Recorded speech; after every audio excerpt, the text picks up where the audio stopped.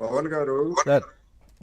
ఇవన్నీ కూడా మరి చంద్రబాబు నాయుడు గారికి, లేకపోతే చంద్రబాబు నాయుడు గారి తర్వాత అధికారాన్ని చెలాయిస్తున్నటువంటి లోకేష్ గారికి ప్రతి దాన్ని నేను చీల్చి చెండాడుతాను, అవినీతి అక్రమాలను అడ్డుకుంటాను అని చెప్తున్నటువంటి పవన్ కళ్యాణ్ గారికి ఈ ఏడాది కాలంగా ఈ విషయాలన్నీ తెలియకుండా ఉన్నాయంటారా అనేది నా ప్రశ్న. తెలిసి కూడా తెలిసి కూడా ఎందుకు అంటే వైసీపీ హయాంలో అక్రమాలకు పాల్పడినటువంటి అధికారులు కావచ్చు, లేదా ఇతర నేతలు కావచ్చు, వాళ్ళందరినీ ఎందుకని ఈ విధంగా ఉపేక్షిస్తున్నారు? ఒక్క దీ విషయంలోనైనా, లేకపోతే మిగిలినటువంటి విషయాలలో కూడా ఇదే విధమైనటువంటి ఉపేక్ష ఉన్నదా అనేటువంటి అనుమానాలకు తెరదీసే విధంగా ఇప్పుడు మున్సిపల్ శాఖ మంత్రిగా నారాయణ గారు ఉండొచ్చు, రేపు ఆయన్ని తప్పించి వేరే వాళ్ళని వేయొచ్చు, అది వేరే అంశం.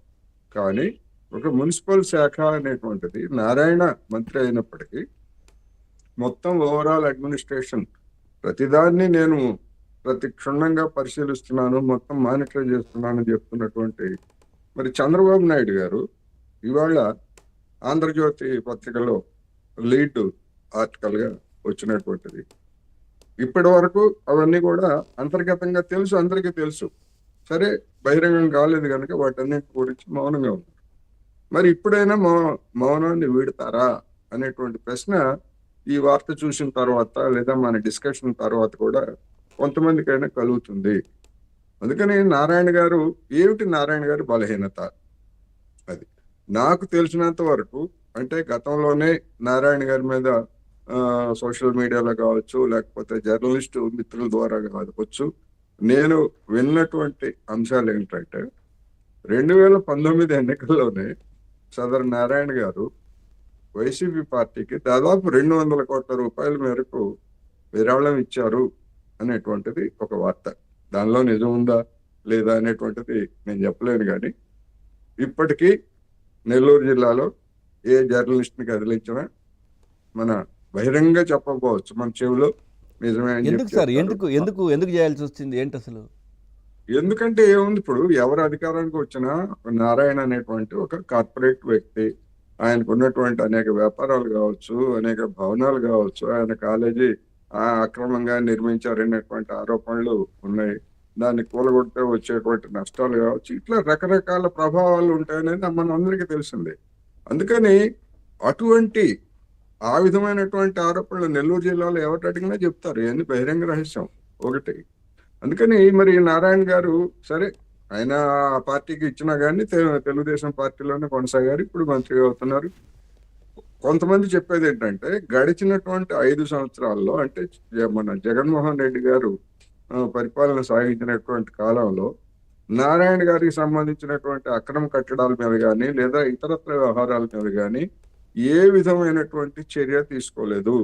పైకి ఆరోపణలు చేయొచ్చు, విమర్శలు చేయొచ్చు, లేకపోతే అక్కడ అది కొన్నారు, ఇక్కడ ఇది కొన్నారు, ఎలాంటివన్నీ కూడా చేయొచ్చు, కానీ నిర్దిష్టంగా ఆయన మీద ఎలాంటి చర్యలు తీసుకోలేదు.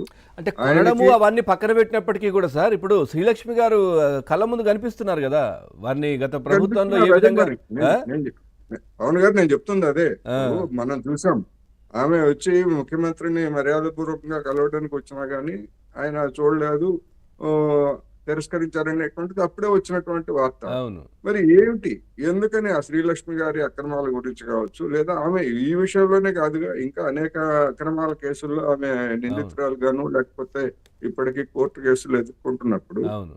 ఎందుకని రాష్ట్ర ప్రభుత్వము ఇటువంటి విషయాల మీద చొరవ తీసుకోవట్లేదు, లేదా సీరియస్ గా ఎందుకు లేదు? నేను మొత్తం రాష్ట్ర ప్రభుత్వం బాధ్యత అంటున్నా. నారాయణ గారికి ఏమన్నా మరి స్వార్థ ప్రయోజనాలు ఉన్నాయేమో మీరు అన్నట్టుగా, లేకపోతే మనం అన్నట్టుగా ఎందుకు మౌనంగా ఉంటున్నారు అనేటువంటి ప్రశ్న ఆయన నోరు విప్పాలి. ఒకవేళ ఆయన నోరు విప్పలేదు అనుకోండి, ఏంటి చెప్పేది? ఇవన్నీ చిన్న చిన్న విషయాలు, వీటి మీద విచారణ ఇవన్నీ వేసి రచ్చ ఎందుకు అన్నట్టుగా ఆయన మాట్లాడుతున్నారని, గతంలో మాట్లాడారని మంత్రిగా అధికారానికి వచ్చిన తర్వాత ఇవన్నీ కూడా చెప్తున్నారు.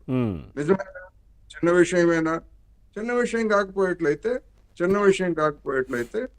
ఆ విషయాన్ని ముఖ్యమంత్రి గారినే చెప్పమానండి. ఇబ్బంది ఏముంది? మనకేముంది? రాష్ట్ర ప్రజలు ఇవాళ ప్రతి చిన్న విషయాన్ని కూడా గతంలో జరిగినటువంటి అధికార అక్రమాలు కావచ్చు, లేకపోతే వేధింపులు ఓకే. కావచ్చు, ఇటువంటి వాటన్నిటి మీద కూడా యాక్షన్ తీసుకోవాలని చెప్పేసి తెలుగుదేశం శ్రేణులు లేదా జనసేన శ్రేణులు ఆతృతగా ఎదురు చూస్తున్నటువంటి దానిలో మరి ఏడాది తర్వాత కూడా మరి ఒక మున్సిపల్ శాఖలో జరిగినటువంటి అక్రమాల మీద ఇలా ఉన్నారంటే రైట్ సార్. మరి రాష్ట్ర ప్రభుత్వం మొత్తంగా